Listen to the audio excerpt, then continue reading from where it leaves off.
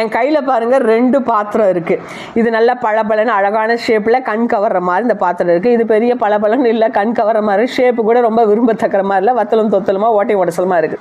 இப்போ இதுக்குள்ளே இருக்கிற தண்ணீர் முழுவதும் அழுக்கான அசுத்தமான தண்ணீர். ஆனால் இதுக்குள்ளே இருக்கிற தண்ணீர் முழுசும் சுத்தமான தண்ணீர். இப்போ எனக்கு ரொம்ப தாகமாக இருக்குது. இப்போ ஓடி வந்து இதில் எந்த தண்ணீரை எடுத்து குடிப்பேன்? என்ன தான் வெளியில் அழகாக தோற்றம் அருமையாக பளபளன்னு இருந்தாலும் இந்த உள்ளே இருக்கிற தண்ணியை பதச்சி அழுக்காக இருக்குதுன்னு சொல்லிட்டு என்ன பண்ணிடுவேன்? இதை ரிஜெக்ட் பண்ணிடுவேன். நான் மட்டும் இல்லை, யாருமே இதை குடிக்க மாட்டேங்க. ஏன்னா இது குடித்தா நம்ம ஆரோக்கியத்துக்கு கேடு.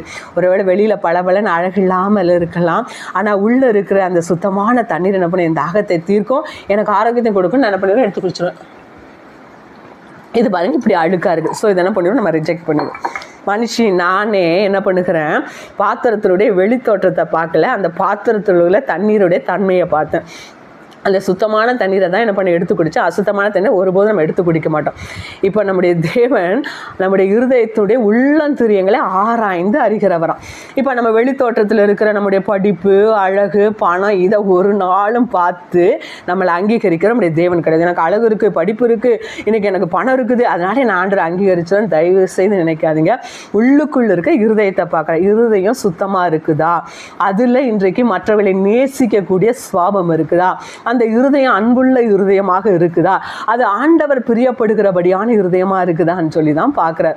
அதனால் வெளியில் இன்றைக்கி மாய்மாலமாக இன்றைக்கி நல்லவர்களை போல நடித்து இன்றைக்கி ஏமாற்றுகிற அந்த ஏமாற்று வாழ்க்கை வாழலாம். ஆனால் ஒரு நாளும் அப்படிப்பட்ட பாத்திரம் தேவனுடைய பார்வையில் அங்கீகரிக்கப்படாது. என்று சார் வெளியில் தான் அப்படிப்பட்ட மாய்மாலங்க, நான் உள்ளுக்குள்ளாக அக்கிரம சிந்தனை, அக்கிரம எண்ணம், பொல்லாத காரியங்கள், மற்றவர்களை இன்றைக்கி விரோதிக்கிறது, இன்றைக்கி பொய், மாய்மாலம், பித்தளை இவ்வளோத்தையும் வச்சுக்கிட்டு அந்த பாத்திரத்தை ஆண்டவர் அங்கீகரித்துக் கொள்ளுவார்னு சொல்லி தப்பு கணக்கு போடாதீங்க.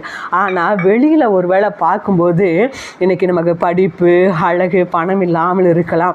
ஆனால் உள்ளுக்குள்ளே இருக்க அந்த தெய்வீக அன்பு, அந்த தெய்வீக சுவாபம், அதை தாங்க தேவன் பார்க்குறாரு. அதனால் இன்றைக்கு வெளியில் இன்றைக்கி பார்த்து இன்றைக்கி என்ன வேதம் சொல்லுது? 2 நீதிமான்களாம். எப்படின்னா, வெள்ளை அடிக்கப்பட்ட கல்லறை போல் ஒரு நீதிமான். வெளியில் பார்த்தா நல்லா அழகாக இருக்கும், உள்ளே பார்த்தா அசுத்தம் தான் நிறைந்திருக்கும். ஆனால் இன்னொரு நீதிமான்கள் தேவனுடைய வார்த்தையை கேட்டு அந்த வார்த்தையை கை கொண்டு அதன்படி நடக்கிறவங்க, அவர்களை தான் தேவன் அங்கீகரிப்பேன்னு சொல்லி சொல்கிறாங்க. அதனால் இன்றைக்கி மாய்மாலமாக வெள்ளையடிக்கப்பட்ட கல்லறை போல் வெளித்தோட்டத்தில் நல்லா அழகாக இருந்தாலும் அது கல்லறை தாங்க, அது யாருக்கும் பிரயோஜனப்பட போகிறது கிடையாது. அதனால் அதில் எந்த இதுவும் போய் யாரும் தங்க சொன்னால் கூட என்ன பண்ண மாட்டாங்க, மேலே உட்காரதுக்கு கூட யோசிப்பாங்க, ஐயோ அது கல்லறைன்னு சொல்லிட்டு. ஆனால் உள்ளாக இன்றைக்கி பூர்ணப்பட்டு உள்ளாக தேவன் விரும்புகிற ஒரு மனவாளியாக நீங்கள் இருந்தீங்கன்னா உங்களை பரலோகமும் அங்கீகரிக்கும், பரலோக தேவனும் உங்களை அங்கீகரிப்பார். அதற்காக தானே இந்த உலகத்தில் ஓட்டம். அதனால் தேவன் பிரியப்படுகிறபடியான இன்னைக்கு உள்ளாக பூரணப்படுங்க. கர்த்தர் உங்களை ஆசீர்வதிப்பாராக.